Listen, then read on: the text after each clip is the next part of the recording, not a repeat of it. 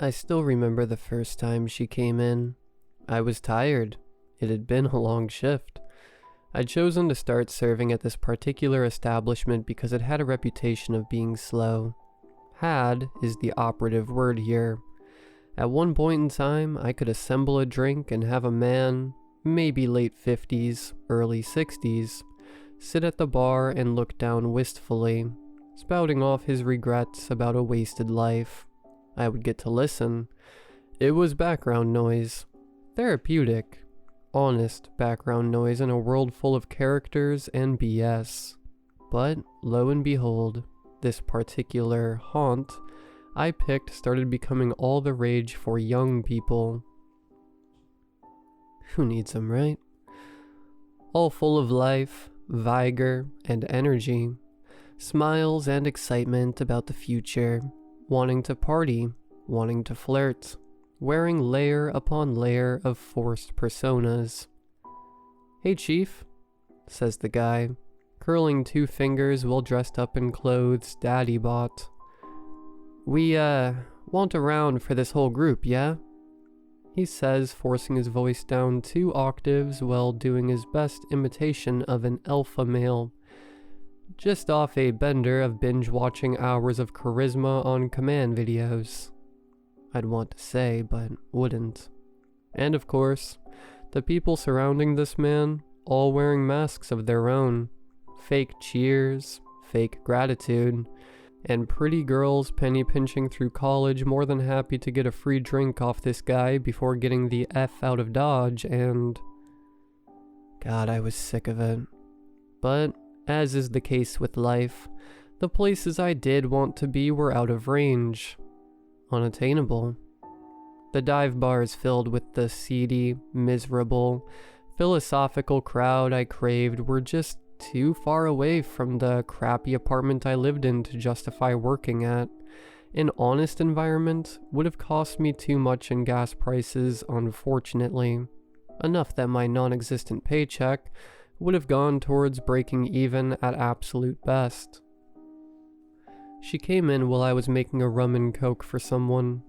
A double. I wasn't one to project favorable feelings onto a stranger. I was thrown to find, as I saw her enter the bar, that I didn't immediately hate her. She looked like an absolute stranger to the establishment, yet I got no sense that she saw herself as above it. It felt like she was a human being, someone who needed to be here for some reason but was unequipped for it. Like she felt silly. Like she found the music to be too loud. Too overwhelming. I watched her take awkward steps through the chaos of the floor, ever so slowly weaving past people unable to move because they lacked spatial awareness, and because she couldn't muster up the words, "excuse me," for some reason. She was too kind, too polite. And then she was right in front of me. She looked up instinctively, as if expecting a menu, and then down at the counter, as if expecting a QR code, and then she just sort of shuffled closer, with an energy like she was afraid of interrupting something even though I was looking right at her, doing literally nothing else, fully prepared to take her order. "So, I don't drink." "You don't drink?" I repeated back, deadpan. "Not really. I'm bad with, knowing what to get." "Well, let's keep it simple, I guess. Did you want a beer? More partial to a cocktail, maybe?" "Oh, cocktail. I love cocktails." "So you do drink?" "I drink, but not in a fancy or informed way. Usually I get what the other person's drinking, but the other person isn't here yet, so I guess I'll get whatever tastes the most like juice." I failed to suppress a laugh. Hearing those words from a fully grown adult was something else. "Oh, I'm sorry," she said. "Are you gonna look down on me for not being all bougie about my drinks? I guess what I meant to say was, I want something happy, aged 24 years, from Ireland, with a bit of a kick, maybe a sour." You are melding so many unrelated things together right now. It is crazy. Actually, I'm just a trailblazer and completely ahead of my time. And then a look in her eyes as if she was beaming the words, "Yes, I'm aware I'm a dork," right at me. And I am absolutely positively not an uninformed loser. I finished making her a pina colada and handed it to her. "I hope you enjoy your drink, ma'am." A sweet, appreciative curl of her lips as she tapped her card, then turned to leave. She was back to the hurricane of people swirling across the room. I watched her body take on an awkward pantomime performance of, how the F do I find a table through the sea of mayhem? My eyes stayed with her for longer than I'd like to admit, and then I realized I was smiling. And it wasn't as a courtesy or a lie or a way to make someone think I was listening while I was off in maladaptive daydream land. She sat at an elevated rustic corner table by an antique mirror, the one closest to the bathrooms, a table that could seat a lot of people but only had her. The other person joined her eventually. I caught them talking at odd intervals as I fell back into my miserable shift at my miserable job, fielding the same two respective questions from doe-eyed 20-year-olds. What's it like being a bartender? And did you always want to get into this line of work? No, I wanted to say to both questions. My eyes would continually drift over to that corner table as the hours ticked away. I felt a pang of jealousy as I saw her hold the hand of the man seated across from her, a man who looked like he was having a rough go of it, wistful at times, borderline miserable at others, and occasionally tinged with nostalgia. He was all emotion. And she was consoling him, it seemed, hearing his heart story. We closed in on midnight, and the two of them were still there. She wasn't saying much of anything, but he was certainly saying all of everything by the looks of it. Her eyes remained steadfast on him, nodding as she took in his every word. It was early in my late shift, Tuesday night. Things were slow, but not too slow. It was ideal. Quiet. I could focus on the white noise of murmured, tired conversations. The clinking of glasses. It was like a meditation tape. My equivalent of the soothing sounds of the ocean. I had time to make my drinks with love. Not so much love, but focus. That's the word. A man arrived at the counter. He looked familiar. It took a second for me to place him. The gentleman from the other night. The one who sat across from the bashful woman who caught my eye. The one that got to hold her hand. He, on that particular night anyways, was a basket of complex emotions. Now, however, there was a certain calmness to him, a groundedness. He looked peaceful, like his head was finally above water. "Hey, what can I fix you up with?" "You have my permission to surprise me," he said humbly. I snickered. If this was her boyfriend, or husband, he certainly had an interesting rhythm to his moods. I grabbed a glass and a muddler and started preparing an old-fashioned for him. As I did, in betrayal to my usual approach to customer service, I asked him a non-logical question. "And how's your day?" He took a genuine beat to collect his thoughts. Eyes raised diagonally at the ceiling, a thoughtful twist at the right corner of his mouth, and a contemplative, repetitive nod as if the words were playing in his head like a metronome. Then, "You ever just feel grateful?" he said. "Grateful that everything's finally come together? It all makes sense now, and it's all gonna be alright?" Cannot say I know the feeling, but envious for sure. "Guess I'm quite the lucky man." "Oh, you are." Based on his reaction, I don't think the reference landed on him. It seemed like he had a wonderful woman in his life, hence, lucky. He instead seemed to take the message in a much more vague, almost cosmic way. I do have to tell you though, quite sincerely, that it ain't all luck. He shot me a knowing look. You gotta really put yourself out there. You have to be open, emotionally naked. Those are the things it takes to find your home, your people. Don't think I'll be there anytime soon, good sir. I gave him the drink, and he made his way back to that same corner table. For the few remaining times that night that he accidentally slipped into my eye line, as I was loitering on the clock, he was the perfect picture of contentment.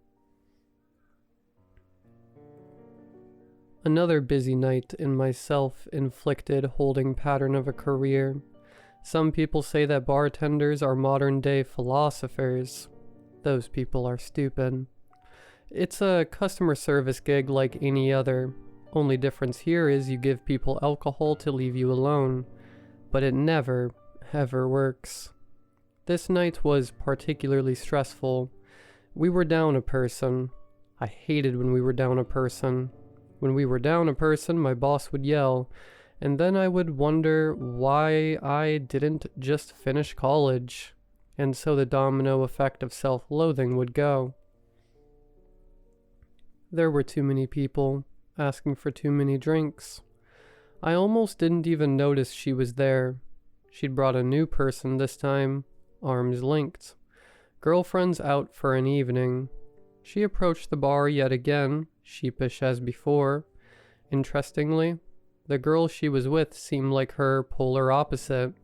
She looked decisive, focused, fake, a paper tiger. That was my assessment. "Hey," said the one I was more sympathetic to. With a couple of verbal stumbles after the "hey," wait, shoot. Did I never actually get your name the last time we talked?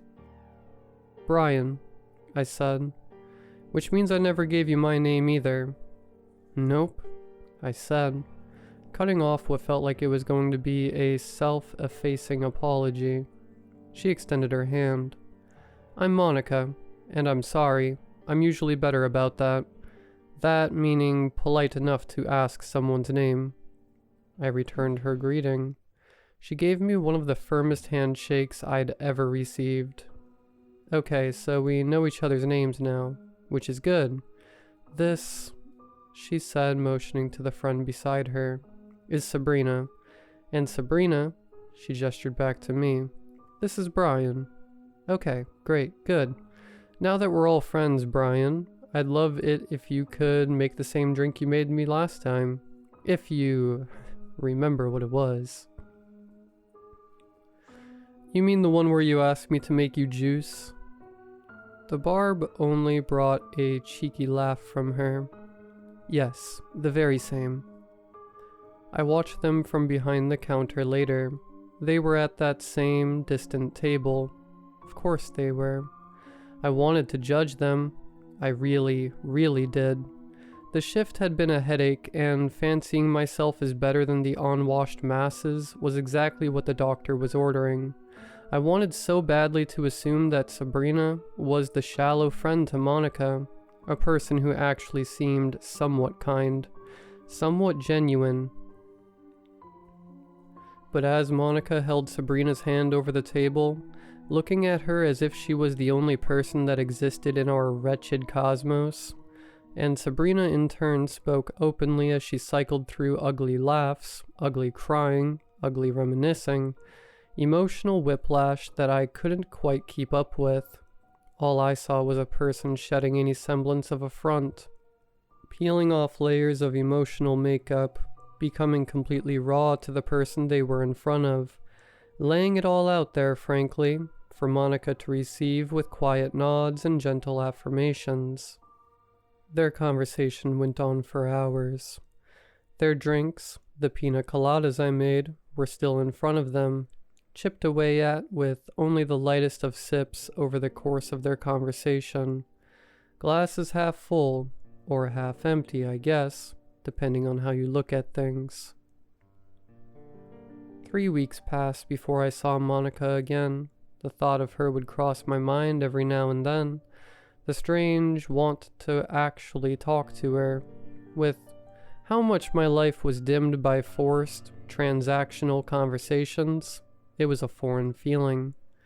Finally, on a night where I arrived late for work, I saw her, seated in the corner, a barely touched drink in front of her, hand gently resting on the man beside her as he poured his heart out to her.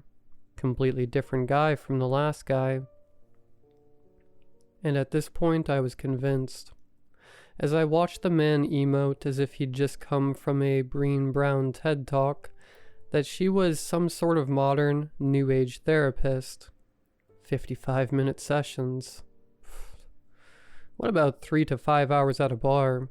That'll really help us curb your existential dread. Her imaginary words, not mine. I caught some conflicting feelings in myself as I looked on. Despite how awkward she could be, there was some sort of bizarre charisma or allure there. The charisma of someone being completely themselves. It made me nervous, though it was hard to put a finger on why. Nevertheless, the hours passed. Work was work, and as I finished exhausting my reservoirs of nods and smiles in exchange for compliments, platitudes, and the occasional openly rude customer, my eyes flitted over to her table, to Monica saying goodbye to her new client, or friend, or lover, whoever he was. A long hug, then a very deep glance into the stranger's eyes. An intense glance, a loving glance.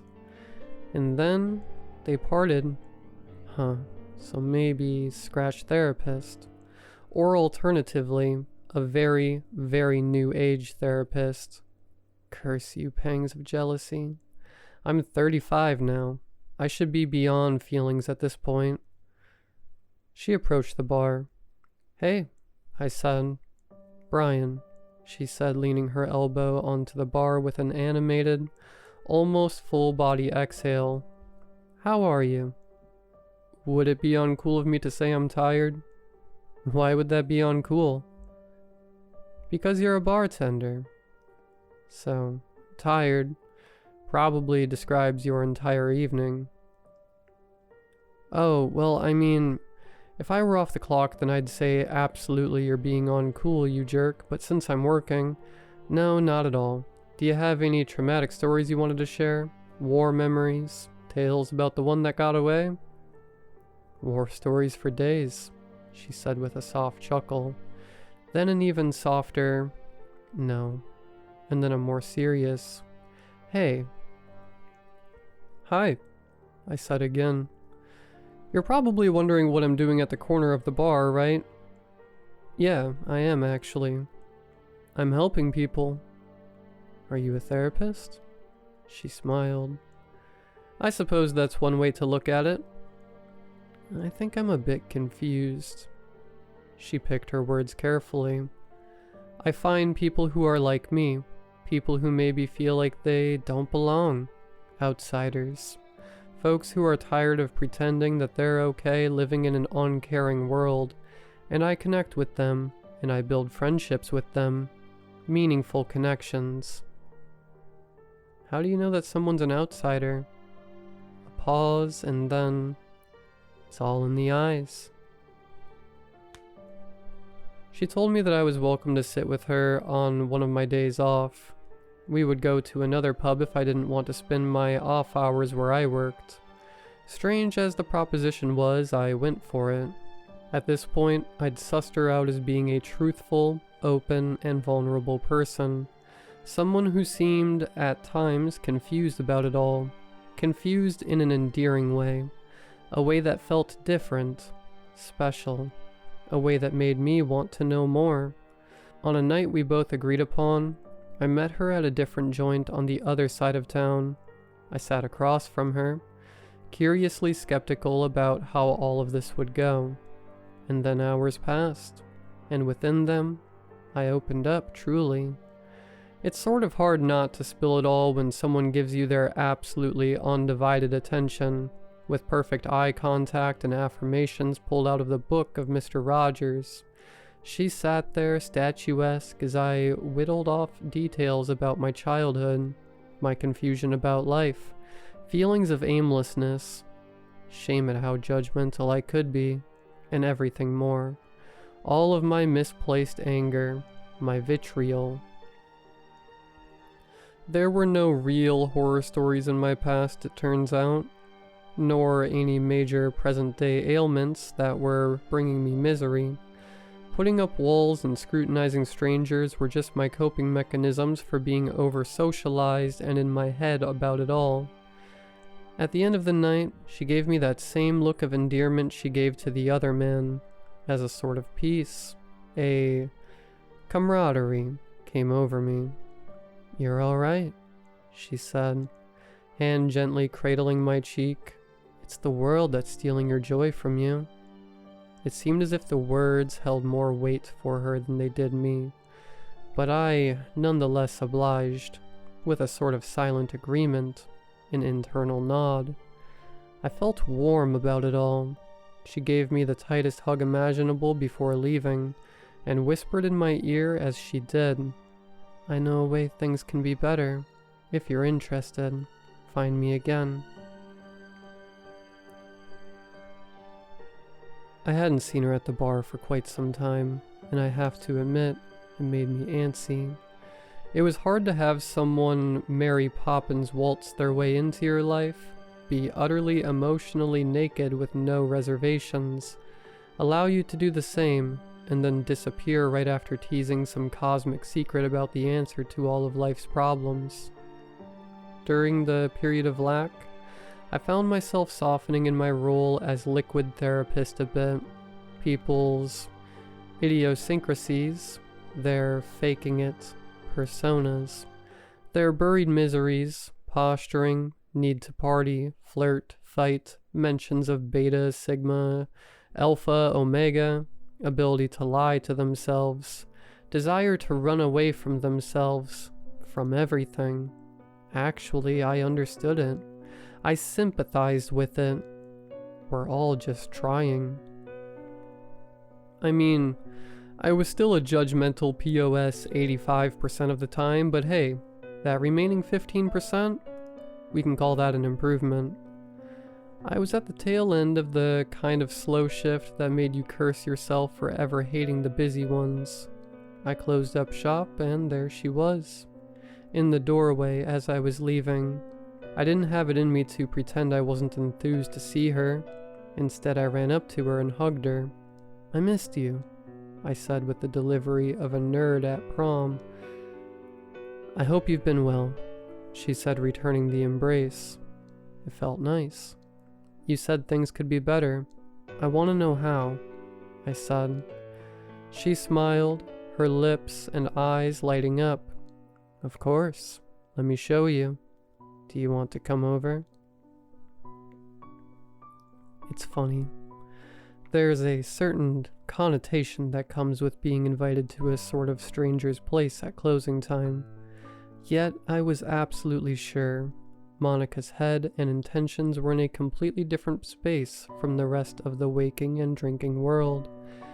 We sat on her sofa together. She gave me a tender look. "I made something to help explain everything you're feeling. I hope it'll be helpful." I exhaled slowly, then nodded. She got up and popped a shabby, plain white DVD, marked with Sharpie scribbles, into the player. She returned to the couch as the video started on her TV. Over a black screen, an odd, disquieting melody played that I believe was intended to be comforting. Soft synthesizers and strange notes. Then a narration. "We are not our bodies. Instinctively we all know this." It was Monica's voice, speaking over footage of the cosmos, galaxies and stars. "We look closely at this world, as the delicate, sensitive souls that we are, and we can tell we don't belong here." Footage from Earth, empty woods, empty parks, empty cities. our three-dimensional forms, holding our souls down. And then a slideshow of images that resembled pages from a high school biology textbook. A diagram of the human body with a line pointing to the chest saying soul. Lines coming from the arms, the head, the legs, eyes, ears, all labeled as not soul. And if we stay here long enough, our soul will wither away and die. Another textbook-style diagram, but of a decomposing body this time. Even if we appear healthy. Footage of the ocean now. It looked like an amateur video, taken by someone actually wading in the middle of the sea. We don't know who brought us here or why, and we don't need to know. The camera panned up from the water and angled sharply to the night sky, facing the glowing moon. We just need to go home now. And then a new image. Over the backdrop of a sea of stars, a pitch-black door on the left side of the screen. On the right, the same high school textbook diagram of the human body, standing upright this time, an arrow pointing to the door. Her narration was gone now. Text appeared on screen. Step 1, decide to exit. Step 2, find like-minded friends. Step 3, pick the method that brings you the greatest sense of internal comfort. Step 4, exit stage left. Step 5, when you're done, don't go into the light. And then her voice returned. Let's go together now. She held my hand gently as the video concluded. I felt disturbed. I felt unsafe. I tore my gaze from the TV and turned to her. Her eyes were serene, peaceful, calm, welcoming. It's okay now, Brian. You're okay. I'm here with you now. Monica, what exactly did you mean with that video? I detached my hand from hers and rose from the sofa. She stood up as well. You know what it means. You know it every time you look out aimlessly from behind the counter. I backed away. I'm gonna need you to say it explicitly. She traced my steps. We're departing tomorrow. We'll be leaving from the bar. You're welcome to join us at the table. I reached the door. I have to go, I said, reaching behind me to feel for the doorknob. One last good look at her.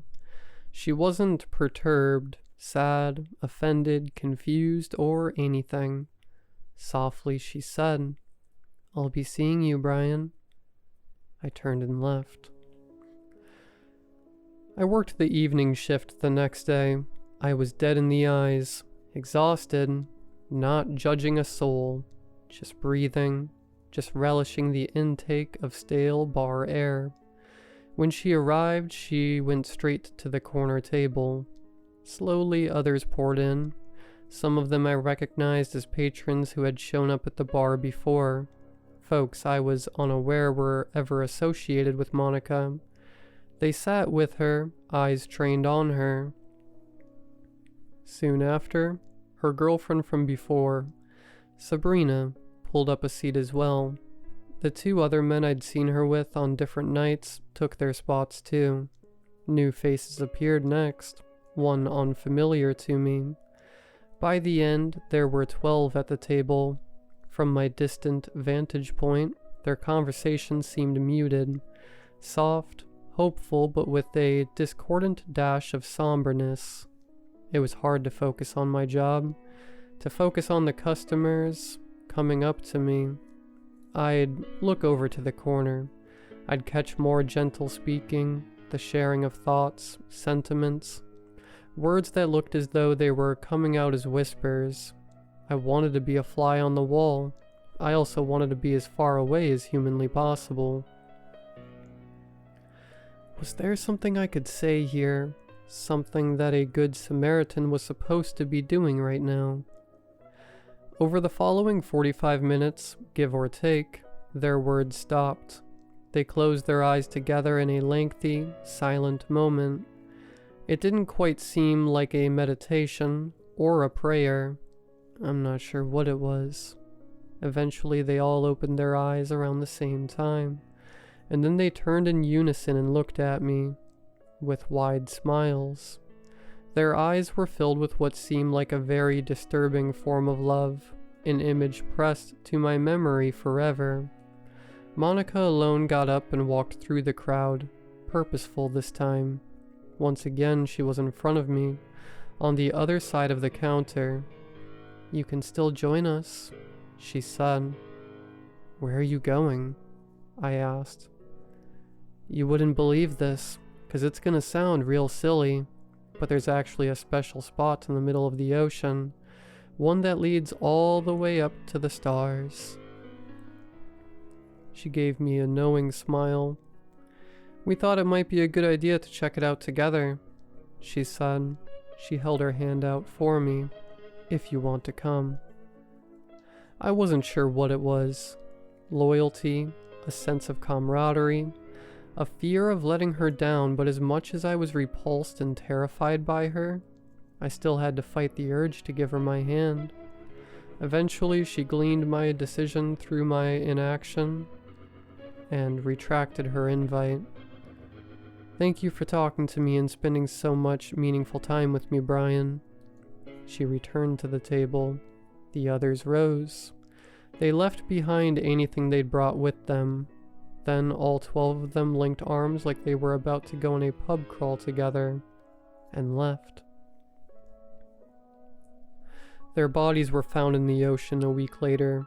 Each of them had worn a weighted metal belt to help them sink. The cops told me that half of the corpses were found in close proximity to each other. The other half were scattered about. I had to assume that the group found clustered together were the ones successfully able to keep their arms linked the entire time. I had the chance to see the photos of the deceased during the identification process. I did my best to provide the authorities with details on the faces I recognized. Times I'd seen them at the bar, rare occasions where I'd spoken with them. My tiny, insignificant crumbs of information were thankfully counterbalanced by insights provided by some of the regulars who'd known them better. It didn't take long to piece together the identities of the recently departed, not just who they were, but their full histories, careers, families, friends, aspirations, anecdotes, blanks filled in. All except for Monica. As it turns out, if she did have a history, it certainly wasn't one with much depth. She had no known family, no friends aside from the one she left with on her final night, of course. No information on when she'd actually moved to the area, or where she'd come from. I was the only one who seemed to know anything about her. As if that wasn't uncomfortable enough of a revelation, the cops decided to keep the hits coming. They must have been in an oversharing mood. They let me know that this recent death event wasn't quite as unique as I might have imagined. In fact, instances of groups walking into the water together, weights worn, arms linked, had been documented as a recurring phenomena over the last half-century or so in our quiet town. The folk tales and horror stories about events like this had, of course, existed for far longer in our little slice of the country. The sorts of folk tales I could have imagined a man, maybe late 50s, early 60s, sharing with me on a night where I was tuning him out as comforting background noise while making a drink. I took one last good look at Monica's photo before I wrapped up with the authorities. Out of all the images, hers was the one that looked the most tranquil, the most at peace. "I'll be seeing you, Brian." Months had passed. The incident had left me with a sinking, but mostly ignorable feeling. Routine had thankfully proven to be a formidable distraction. I was behind the counter, same as always, in a moment of time where I was unoccupied, no immediate task in front of me, nor some lingering item of work that I'd forgotten to do. I looked out at the bar scene. Not a miserable look this time, nor an aimless one either. Just a look. Out amongst the crowd of youngsters, characters, and fakes, not mutually exclusive titles, mind you, nor titles I used in a derogatory fashion anymore, I saw someone enter the bar, a new face, unfamiliar, one that had a distinct sort of energy to them. They weren't an imposter like all the others. They looked like they felt silly, like they didn't belong here, but didn't see themselves as above it all. In the past, I would have found this person to be almost charming. Now they were just a person. They took awkward steps through the bar floor. They were over-polite, and then they were right in front of me. "A pina colada, please," she said. I suppressed my laugh. Her eyes lit up with a glint of confusion. "What?" she asked playfully. "Nah, it's just... sorry, just a little uncanny. Kind of a throwback there. You, reminded me of someone just now. But that's... anyways. Pina colada coming right up." I went to work when I heard her response. All I could do was continue making her drink, operating off of muscle memory alone. "I have to admit I'm a bit disappointed you didn't join us last time, Brian." I mechanically continued the process of blending the drink. "Don't remember telling you my name." "I hope you understand that there is still a lot I need to do here," she said. "Like-minded friends to find, meaningful connections to make, departures to schedule," she said. My throat caught. The ritual of making a drink for a customer was the only bit of normalcy I had left in this exchange. I tried to cling to it. I tried to drag it out as long as possible, but I had to speak. "Monica?" I finally said, more breath than voice. But when I studied her features, she didn't resemble Monica at all, and I can only assume she knew as much. "You can call me Elizabeth this time," she said. "And don't worry, I never, ever want to rush you." And then that same knowing, disarming look. "You can join me when you're ready." I struggled to find the finishing touches on the cocktail when I heard my boss's voice. "Brian, what are you doing?" I turned to look at him confused. What are you doing?" he repeated. "Making a drink?" I looked ahead and there was no one at the bar. "A drink," I finished. "For yourself?" "Thought about it. I guess, yeah." He gave me a concerned look, the kind of look that asks you to say more and share what might be going on. But I changed the subject. It was probably best to keep things surface level from now on. No need to go deep.